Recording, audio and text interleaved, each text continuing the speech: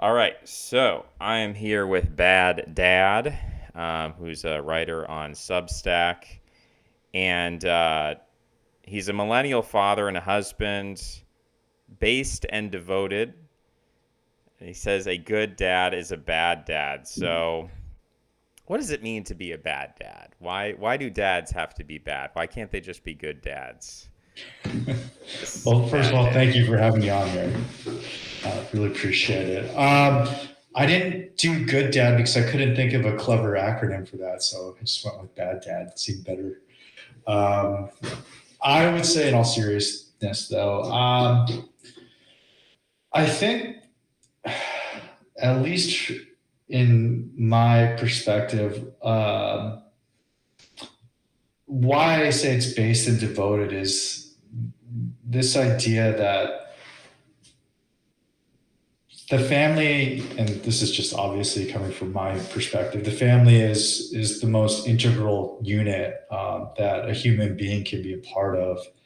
And as a father, you're going to have to make some choices that aren't necessarily going to be that popular, on its face with a certain subset of the population. And because of that, my own beliefs would be, I don't know, is characterized as based, um, and I would say that in my perspective, being based and devoted to your children is the best thing that a man could do. So that's is in as many words as I can describe. That's why I named the subject that. Um, I guess maybe we can also open the door, and I'm happy to go in any direction, but you've also written a number of articles on social media and the internet Yes, and how that can yes, be addictive and seductive. And maybe you have an image here of Aragorn looking into the yeah, Palantir, and he's kind of almost satanic, right? So, yeah. can you explain sort of what your experience has been with social media and what you're trying to do with it going forward? It's a good question. So, for context, I would say that, well, I completely got off of social media. I mean, other than Substack, but I try to avoid that whole infinite scroll thing with Substack too. Uh, I've been on social media since probably its inception, like 2003, back when I was just a kid, with the earliest iterations of social media, which was like Zanga and MySpace, Friendster. I don't even know if these mean anything to listeners out there, but these were the first iterations of social media, and I didn't even know it at the time that a lot of my own conceptualization of who I was kind of in a feedback loop with how I was presenting myself online. And I didn't know it at the time, but I was growing intertwined with that idea of like who I am online and my persona, and who I am on like I guess a union level or whatever you want to call it. They're becoming one and the same. And I would say that, um, personally, I stopped seeing the value of social media. I think that a lot of the social ills, as that you can call it, a lot of them are being intensified and caused by the dynamic between user and social media, because that's what helps social media companies, which is constant engagement. But the downside is the uh, impediment to progress as whatever you want to call it, as society. And so I realized that, particularly for me, I can't stop looking at social media. So I realized that I'm not being a good father, a husband, a person. I'm not getting better. So I had to quit. And that Aragorn looking into Palantir thing, I thought it was an apt metaphor, because social media seems like we're always looking out and looking into the world, but we know that that's not the case. We know that it, that is completely the intended effect, that we are just observing and consuming, but it's again, it's a feedback loop. You talk a bit as well about education and that question of what does it mean to be an educated person. Some Mm-hmm. people would say it's you got to read the classics, you have to learn Latin, you have to understand the history of Western culture. Other people would say you have to have a certain degree of proficiency in mathematics or computer programming or something like that. Where do you come down on that spectrum? Hmm. Uh, so on a baseline level, being able to do very basic things like use logical induction and have a sense of history, I think those are basic things. I couldn't tell you what exactly is the most perfect form of education, other than what you would call the most obvious things, like I just said, just basic logic, so basic math, those skills. Um, but I would say that I think I know what article you're referencing. I would say that the what it's not is learning about ideas that are facile at best and dangerous to the individual at worst. Um, and it's a lot of these ideas that there is no subjective truth. And what ends up happening is that you then see a bunch of power games start getting played out. Um, so I would say that, I cannot tell you what exactly is the prime best form of education. Probably at the very least, whatever you learn, it's to help you flourish as an individual. So ideas that are counter to that are the ones that I reject. I kind of want to ask you about where your values come from because I'm kind of going through some of these articles and I'm trying to figure out, do you have a Christian background? In the article on education, you talk about your Korean American background. Do you Mhm. think, do you view your values as more cultural or particular to your father and your individual family? Wow, these are good questions. um, I would say it's really a synthesis of Korean culture, so to speak, and which is its own topic, right? What is Korean culture? And and Christian culture and Christian teachings. That said, I did grow up in a church. It was a Methodist church, and it actually served a function of not only being a place of spiritual worship, but also it was. I grew up in an area that was largely non-Asian. It was mostly white, actually. It was a town upstate in Hudson Valley, and it was a way for once a week or twice a week, if you count Korean school, where I got to see other Korean kids. Um, and so it functioned as both a social and spiritual thing. And I guess they're one and the same. There was a point for my own, for myself, where I started questioning my faith and asking, do I only believe what I believe because I'm comfortable with it? And it's not actually true, but there's actually like, well, if I grew up in India, I most likely would be Hindu, right? If I grew up in Pakistan, I'd be Muslim, and I'd be dead set that I was right on that just because of by virtue of birth, which is not in my, you know, that was not something I chose.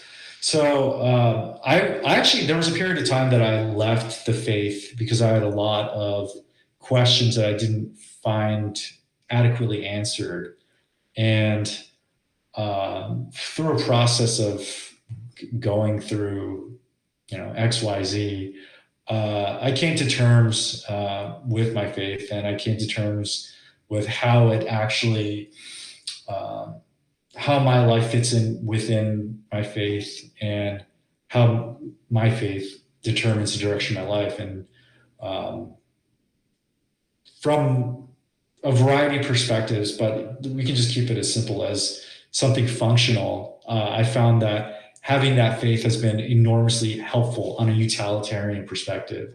So whether or not, like, one goes into the theology aspect of it, just the fact that you have this faith, I think, um, and looking at it from that perspective alone, just I think it's an incredibly practical way of living someone's life.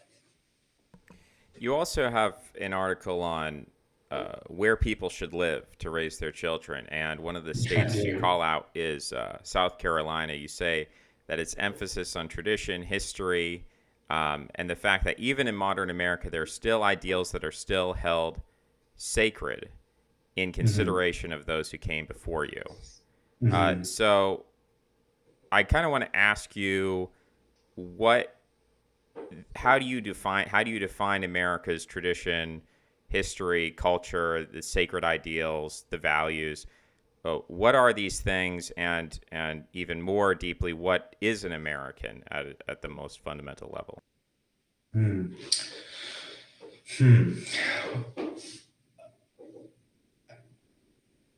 So you brought up my Korean side before. I think it's important to, at least, it was important for me to understand my family's history and how they got to the States and how they thought of things.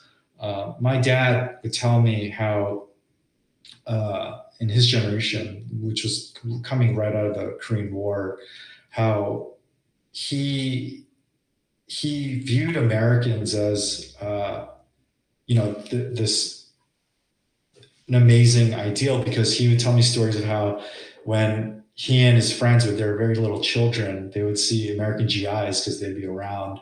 They'd run up to them and just kind of like dance around and get their attention. And the GIs would always come back and give them candy and chocolate, which was incredibly difficult to come by, especially for post war Koreans. And so from there, I think my parents, they always perceived America as a place where, uh, not only was it obviously powerful, because, like, on its face, having an American military presence is powerful, but also generous and kind. And so when they came here, they had this conception that America wasn't just a place where you can succeed on an economic level, but you can become who you want to be as an individual. So, from the perspective of what is an American, I think that the thing about America that's so special, especially after living outside of America, I would say that this idea that, e pluribus unum, that idea, I think that's a central uh, character to who we are as a society. Um, this idea that the individual is a sacred thing in and of itself, and that we cooperate and come together in recognition of that idea that the individual is sacred and that we must all cooperate on that level. And from there, what emerges can be something great. And to be real, like, of course, America is screwed up in many ways, and yeah, in many ways you could slice it. How we screwed up is, again, a huge topic in and of itself. But at its best, I think that the ability to come together from many different places, from many different cultures, and still hold on to that aspect of your culture and your history and your heritage, and bring it together with other people who are doing the same, gives our country this energy and this momentum that's really unlike anywhere else.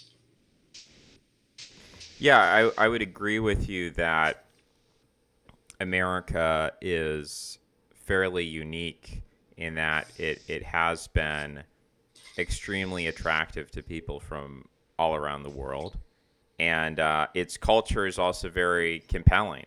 I think that the story that you told about just the image that people had abroad as Americans as generous, as charitable. Mm-hmm.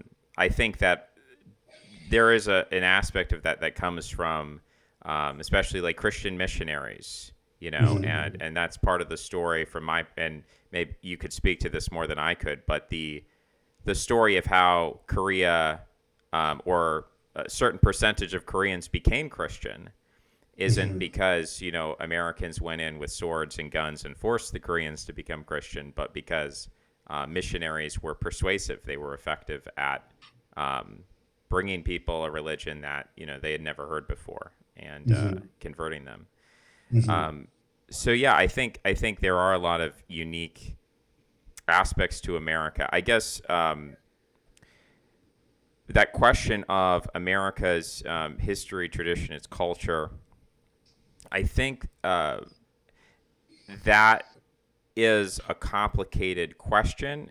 I think it's been a complicated question, and I think it continues to be a Of complicated course. question. Mm-hmm. Um, and so I guess this is a question that I would pose to anyone from any background or wherever they come from. But um, there's currently I feel that. Well, let me step back for a moment. I believe that you can have a government or a state where there's a lot of different people living in that country. I don't think there's any problem with that. I think we have historical precedents of all kinds of empires throughout history which had a lot of different ethnicities, a lot of different people living there. And that's Mm-hmm. not an unworkable or impossible situation. You can have an economy, you can have prosperity, you can have safety.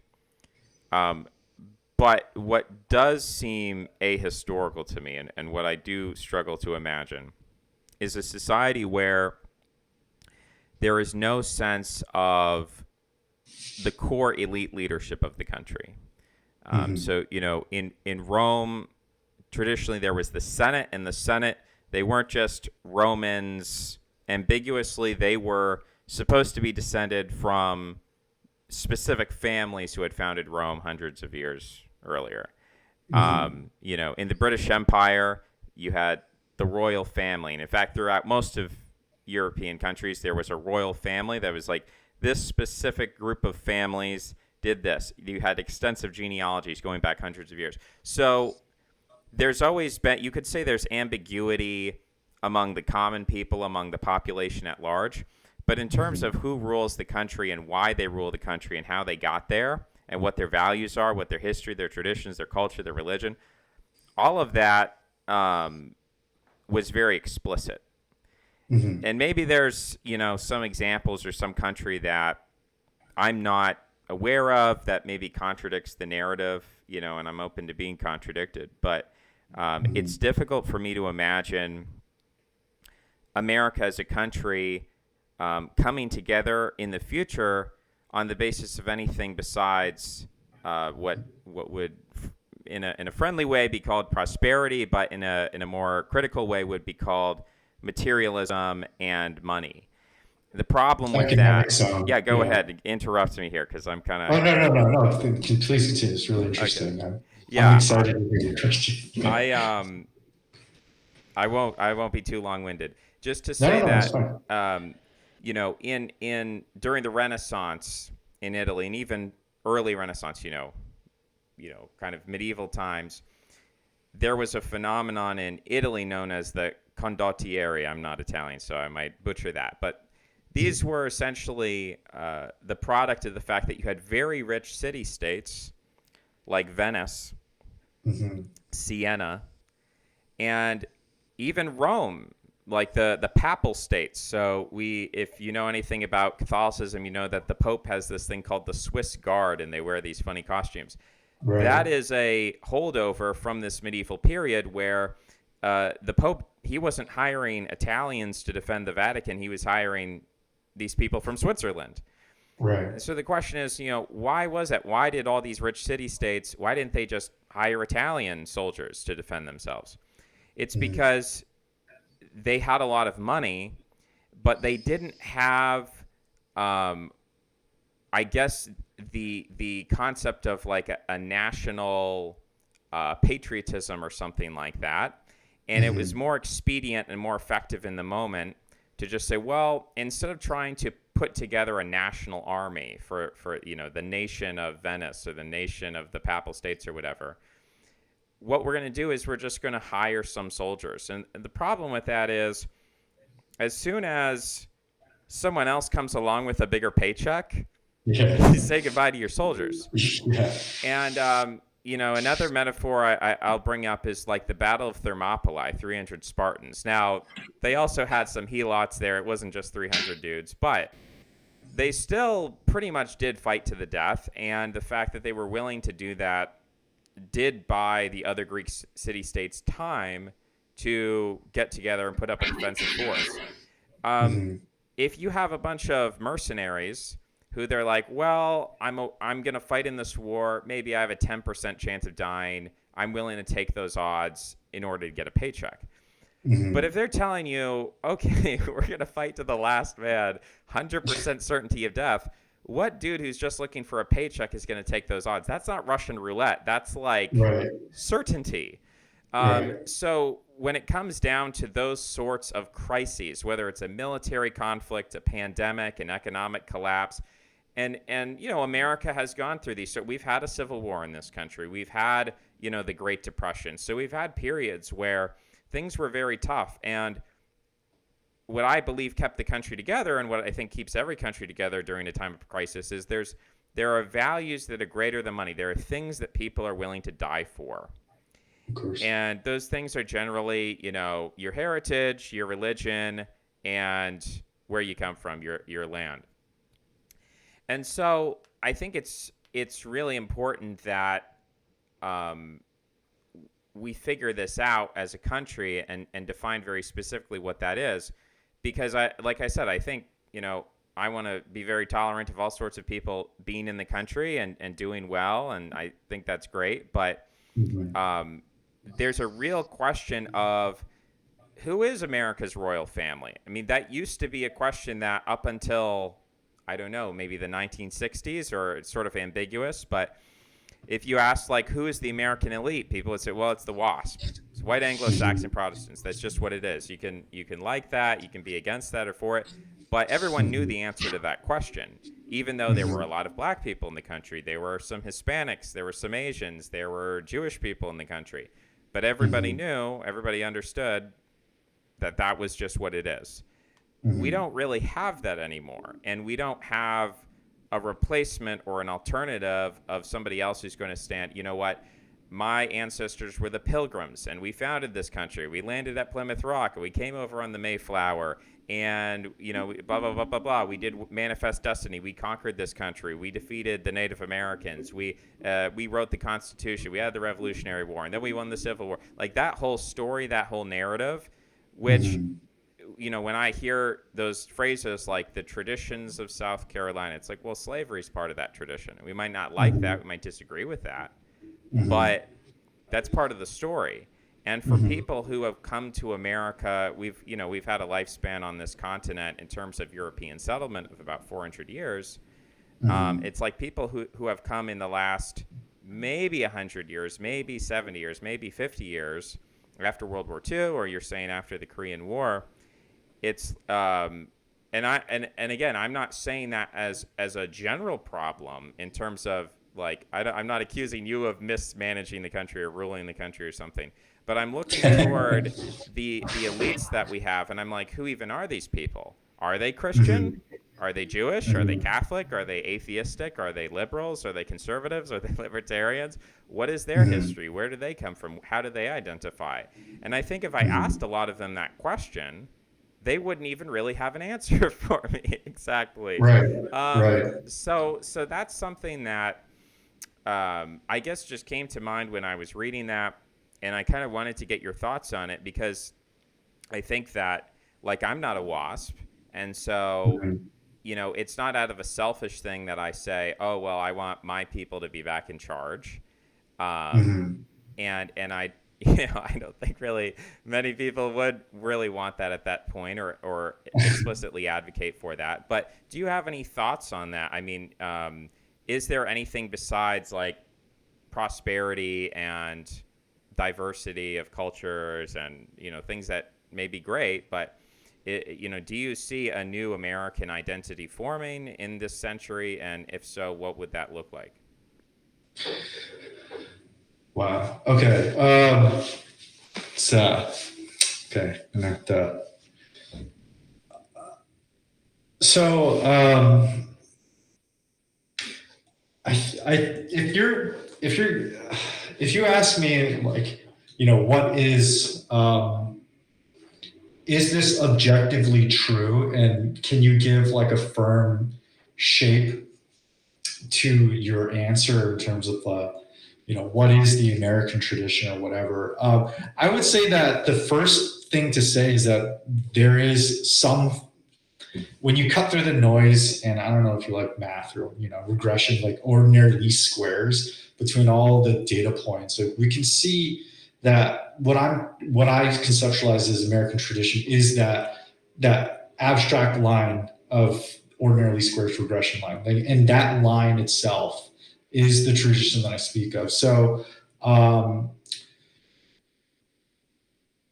I would say that to me, at its best, there's like this undercurrent of the underdog coming from anywhere, emerging to become excellent to a point of, and you brought up, well, what is elite? And to me, I'd say that whoever is excelling in such a manner uh, that expands people's imaginations of what is possible, like what can actually happen in their lives and in the future.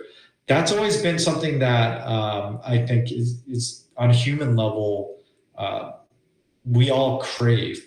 And to me, that America has, at its best, has always been the kind of place where that's possible. Um, and I don't want to bring up any political point, but like when I was in California, seeing Elon Musk's rockets in the sky on my way home on a commute, and just seeing this rocket just go, and everybody's looking at the same thing, and just seeing that this greenish hue just getting longer and longer. I had this thought of like, that is incredible that someone could just do that, that an individual can create its own little niche in the market to now send off rockets NBD during rush hour. It's that kind of thing is what's possible, that I think that is the American tradition. You brought up that there are a lot of bad sides to America. And I don't need to like put words or not, but if I can say it correctly, the thing is, I think a lot of the things that America has been criticized for and maligned for, rightfully so, is something that is also shared with every other culture. uh, for instance, slavery in Korea. The reason why so many Koreans have the same last names is because